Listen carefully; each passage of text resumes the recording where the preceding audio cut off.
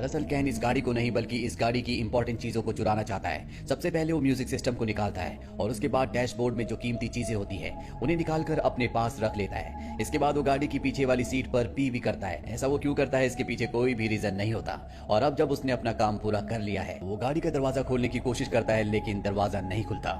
उसे लगता है कि वो आसानी से दरवाजा खोल लेगा लेकिन पूरी कोशिश करने के बाद भी दरवाजा नहीं खुलता। वो अब भी ज्यादा परेशान नहीं होता। उसे लगता है कि दूसरा दरवाजा खुल जाएगा। वो दूसरे दरवाजे को खोलने की कोशिश करता है पर वो भी लॉक्ड होता है। वो उसे भी नहीं खोल पाता और अब उसकी चिंता थोड़ी थोड़ी बढ़ना शुरू हो जाती है। पर अब भी कैन पूरी तरह से कॉन्फिडेंट होता है क्योंकि वो गाड़ी के फ्रंट ग्लास को तोड़कर बाहर निकल सकता है। वो अपने पैरों से फ्रंट ग्लास को तोड़ने की कोशिश करता है। वो कई बार उस पर किक करता है लेकिन पूरी कोशिश करने के बाद भी फ्रंट ग्लास नहीं टूटता और अब उसकी टेंशन धीरे धीरे बढ़ना शुरू हो जाती है। वो गाड़ी के टायर खोलने वाले टूल को निकालकर फ्रंट शीशे पर कई बार मारता है लेकिन इसका भी कोई फायदा नहीं होता। उसे कुछ समझ नहीं आ रहा होता, इसीलिए दरवाजे के लॉक वाले डोर के प्लास्टिक को वो खोलता है और जब वो ऐसा कर रहा होता है तभी उसका हाथ कट जाता है। कैन की परेशानियां अब और भी ज्यादा बढ़ चुकी है, इसीलिए वो गाड़ी की पिछली सीट पर चला जाता है जहां पर उसने पी किया था।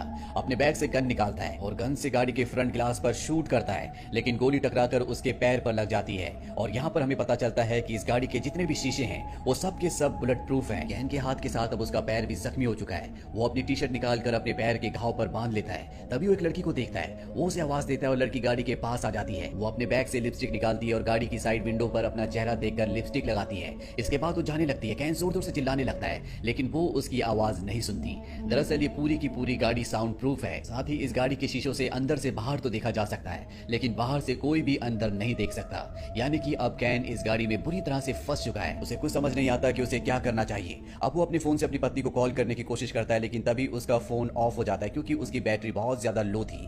यहाँ पर कैन को बहुत ज्यादा प्यास लगी होती है, इसीलिए उसके पास पेप्सी की जो बोतल होती है उससे पूरी की पूरी पेप्सी पी जाता है। अब धीरे धीरे दिन ढल जाता है और रात हो जाती है। कैन को बहुत ज्यादा प्यास लगी होती है, इसीलिए डोर के ऊपर जो विंडो की ग्लास होती है उससे वो पानी को चाटने की कोशिश करता है। यहाँ पर वो बुरी तरह से फंस चुका है। वो भूखा है, प्यासा है, साथ ही अब वो बहुत ज्यादा थक चुका है। किसी तरह से वो रात इस गाड़ी में बिता लेता है। अगली सुबह वो पूरी तरह से परेशान हो जाता है और उसने गाड़ी की जिस म्यूजिक सिस्टम को निकाला था वो उसे वापस लगाकर म्यूजिक प्ले कर देता है जिससे उसका मन कुछ वक्त के लिए शांत होता है। और कुछ ही देर बाद म्यूजिक अपने आप ही बंद हो जाता है और उसे मी नाम की एक आईडी से कॉल आता है। ये कॉल होता है डॉक्टर एनरिक का जिनकी ये गाड़ी है। वो कैन को बताते हैं कि ये मेरी गाड़ी है जिसमें मैंने बहुत सारी सिक्योरिटीज लगा रखी है जिन्हें मैं कहता हूँ 4x4। बाहर से ना तुम्हें कोई देख सकता है ना तुम्हारी कोई आवाज सुन सकता है। साथ ही गाड़ी पूरी तरह से बुलेट प्रूफ है। इस गाड़ी से निकलने का एक ही रास्ता है और वो है नीचे टैंक से। लेकिन अगर तुमने ऐसे किया तो मैं इस गाड़ी को ब्लास्ट कर दूंगा क्योंकि टैंक के नीचे मैंने एक्सप्लोसिव लगा रखा है। डॉक्टर एनरिक उसे अपनी पर्सनल लाइफ के बारे में भी बताते हैं कि मेरी पत्नी अब इस दुनिया में नहीं है लेकिन मेरी पत्नी और मेरी ग्रैंड चाइल्ड मेरे साथ रहते हैं। साथ ही वो बताते हैं कि उन्हें बहुत ही खतरनाक बीमारी है और कुछ ही महीनों में उनकी मृत्यु होने वाली है। लेकिन कैन को इस बात से कोई फर्क नहीं पड़ता। वो उन्हें धमकी देता है कि अगर तुमने मुझे फ्री नहीं किया तो मैं तुम्हें और तुम्हारे परिवार को मार दूंगा। पर डॉक्टर को इस धमकी से कोई फर्क नहीं पड़ता क्योंकि वो साइको हो चुका है। केन अब डॉक्टर से कहता है कि मुझे यहाँ पर बहुत गर्मी लग रही है, मुझे यहाँ से बाहर निकालो।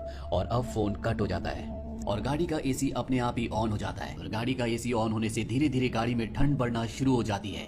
गाड़ी का टेम्परेचर बहुत ज्यादा डाउन हो चुका है। यहाँ पर कैन कांपना शुरू कर देता है। अपनी टी शर्ट को एक बार फिर से पहन लेता है लेकिन इसका कोई फायदा नहीं होता क्योंकि यहाँ पर ठंड बहुत ज्यादा है। उसके होंठ नीले होना शुरू हो जाते हैं। वो हाइपोथर्मिया का शिकार हो रहा है। साथ ही उसके पैर में जो घाव है वो भी अब इन्फेक्टेड हो चुका है। और इससे पहले कि उसकी जान जाती डॉक्टर एनरिक एसी को बंद कर देते हैं और अब यहाँ पर उसे कुछ भी समझ नहीं आ रहा होता कि वो क्या करे। तभी वो देखता है कि एक पुलिस वाला गाड़ी के पास आ रहा है। उसके अंदर एक उम्मीद जागती है। वो चिल्लाकर उसे आवाज लगाता है लेकिन पुलिस वाला ना उसकी आवाज सुन सकता है ना ही उसे देख सकता है। दरअसल वो यहाँ पर इस गाड़ी का चालान काटने के लिए आया होता है क्योंकि ये गलत जगह पर यानी कि नो पार्किंग पर खड़ी होती है। पुलिस वाला गाड़ी के चालान को फ्रंट शीशे पर रख कर चला जाता है। कैन अब हर एक उम्मीद को खो चुका है। तभी उसके अंदर उम्मीद जागती है क्योंकि यहाँ पर एक चोर आता है जो गाड़ी के दरवाजे को खोलने की कोशिश करता है। पर कैन की किस्मत बिल्कुल अच्छी नहीं होती। पड़ोस के लोग उस चोर को देख लेते हैं, उसका पीछा करते हैं। हालांकि चोर यहाँ से भाग जाता है लेकिन अब पुलिस यहाँ पर आ चुकी है। गाड़ी के आसपास कई सारे लोग होते हैं लेकिन किसी को भी नहीं पता कि इसके अंदर कोई फंसा हुआ है, इसीलिए सब के सब यहाँ से चले जाते हैं। अब कैन को एक बार फिर से डॉक्टर का कॉल आता है। डॉक्टर उसके बारे में और भी जानना चाहता है। कैन उसे बताता है कि वो इस दुनिया के रूल्स को नहीं मानता।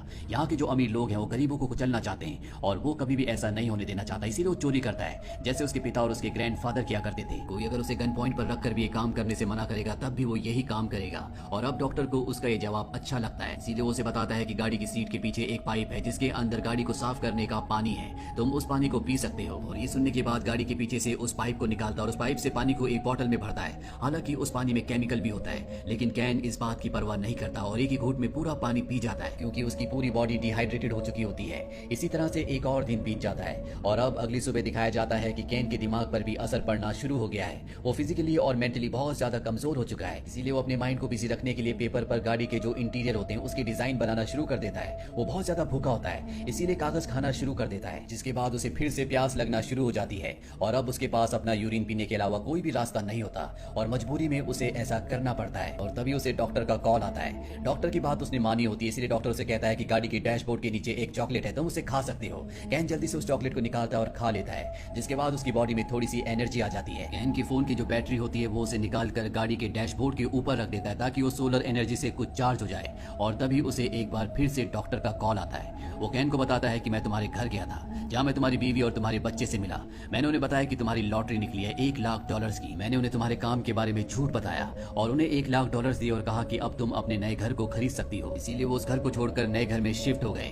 इसके बाद वो फोन को कट कर देता है। ये सब बातें सुनकर कैन को बहुत दुख होता है कि डॉक्टर उसकी फैमिली तक भी पहुंच गया और अब उसने बैटरी जो गाड़ी के डैशबोर्ड पर रखी थी उसे फोन के अंदर डालता है, जिससे फोन स्टार्ट हो जाता है। वो अपनी पत्नी को कॉल करता है, लेकिन वो उसके फोन को रिसीव नहीं करती, इसीलिए वो अपनी पत्नी के लिए एक वॉइस मैसेज छोड़ता है। और अब कुछ देर बाद दिखाया जाता है कि वो गाड़ी के स्टार्ट बटन को बार बार प्रेस करता है और गाड़ी स्टार्ट हो जाती है, लेकिन गाड़ी बैक गियर पर लगी होती है। वो गियर बदलने की कोशिश करता है, लेकिन गियर नहीं बदलता और अब वो पूरी स्पीड से गाड़ी को पीछे ले जाता है। गाड़ी दीवार से टकरा जाती है और तभी गाड़ी के जो एयर बैग्स होते हैं वो खुल जाते हैं, जिससे उसे चोट नहीं लगती, पर गाड़ी का पिछला शीशा टूट चुका है। वो गाड़ी से निकलकर पास ही के पेट्रोल पंप के कैफे में जाता है, जहां पर वो खाने पीने की चीजें लेकर खाने लगता है। पर तभी वहां पर सिक्योरिटी गार्ड आ जाता है। वो कैन से कहता है कि पहले तुम्हें इसके पैसे पे करने होंगे, पर कैन के पास पैसे नहीं है, इसीलिए वो अपनी गन निकालता है और उसे मार देता है। पर तभी उसकी आंखें खुल जाती, वो अब भी गाड़ी के अंदर होता है। दरअसल वो इस सपना देख रहा होता है। उसकी हालत बहुत ज्यादा खराब हो चुकी है, उसके अंदर बिल्कुल भी एनर्जी नहीं है और उसके पास जो गन होती है वो उससे अपनी जान लेने की कोशिश करता है, लेकिन गन के उस स्लॉट में गोली नहीं होती।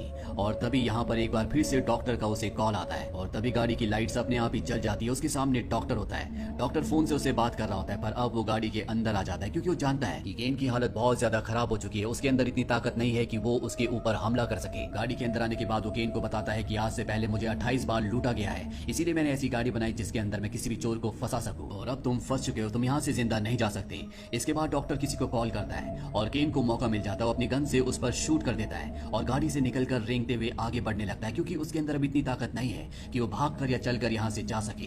पर डॉक्टर को गोली छू करने के लिए होती है, वो अब भी पूरी तरह से ठीक होता है। वो केन के पास आता है और उसे मारता हुआ उसकी गन को छीन लेता है और एक बार फिर से केन को गाड़ी के अंदर ले जाने लगता है, लेकिन गन की आवाज से, यानी कि गोली की आवाज से यहाँ पर पुलिस आ चुकी होती है और वो डॉक्टर से कहती है कि इसे छोड़ दो, लेकिन डॉक्टर केन को गन पॉइंट पर ले लेता है और पुलिस वाले को बताता है कि ये एक चोर है, इसने मेरी एसयूवी चुराने की कोशिश की, इसने मेरे ऊपर गोली चलाई और अब मैं इसके साथ खुद ही निपट लूंगा, ये तुम्हारा प्रॉब्लम नहीं है। लेकिन पुलिस वाला उसे कहता है कि इसे छोड़ दो, और डॉक्टर उसकी बात नहीं मानता और कुछ ही देर में यहाँ पर रिपोर्टर्स और पुलिस की और भी गाड़ियां आ जाती है और इन्हीं में एक पुलिस ऑफिसर आता है जिसका नाम एमेडियो होता है। दरअसल अब वो रिटायर हो चुका है और वो डॉक्टर से बात करता है। वो उसे कन्विंस करने की कोशिश करता है कि तुम्हें इसे छोड़ना होगा, पर डॉक्टर उसकी बात नहीं मानता। वो कहता है कि पुलिस वाले अपना काम अच्छे से नहीं करते, इसीलिए इनके जैसे चोर आजादी से घूमते हैं और उसका नुकसान हम आम जनता को उठाना पड़ता है। मैं जो कर रहा हूँ बिल्कुल ठीक कर रहा हूँ। यहाँ पर जितने भी लोग होते हैं, आधे लोग डॉक्टर की साइड हो जाते हैं और वो चाहते हैं कि वो केन को मार दे, पर आधे लोग चाहते हैं कि वो केन को फ्री कर दे।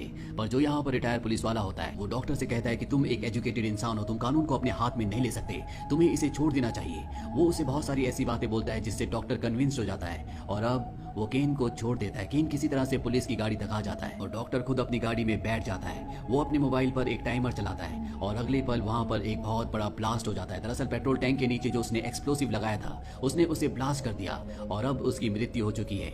वही केन को दिखाया जाता है जो ये देखकर पूरी तरह से सैड हो चुका है, पर अब वो फ्री है और उसने जो भी अपराध आज तक किए थे इसके लिए पुलिस उसे अरेस्ट कर लेती है। वहीं सारे के सारे लोग डॉक्टर के बारे में बोल रहे होते हैं। वो कहते हैं कि ये एक समुराई डॉक्टर था जिसे अपने ऊपर पूरा विश्वास था, वो जो कर रहा था उसे विश्वास था कि वो पूरी तरह से ठीक था और ये गवर्नमेंट को एक बहुत बड़ा सबक है। कम से कम इस बड़ी घटना के बाद पुलिस प्रशासन अपने काम को अच्छे से करेगी और शहर में जो चोरी की वारदातें होती है उन्हें पूरी तरह से कंट्रोल में ले लेगी।